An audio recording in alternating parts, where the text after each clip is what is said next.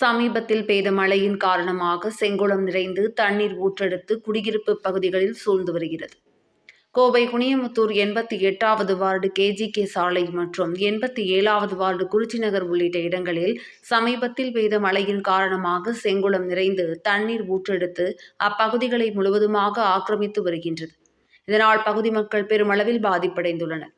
இதுகுறித்து பலமுறை மாநகராட்சி நிர்வாகம் மற்றும் 88வது வார்டு மாமன்ற உறுப்பினரிடம் புகார் அளித்தும் தற்போது வரை எந்தவிதமான நடவடிக்கையும் எடுக்கவில்லை என்று பொதுமக்கள் கூறுகின்றனர்.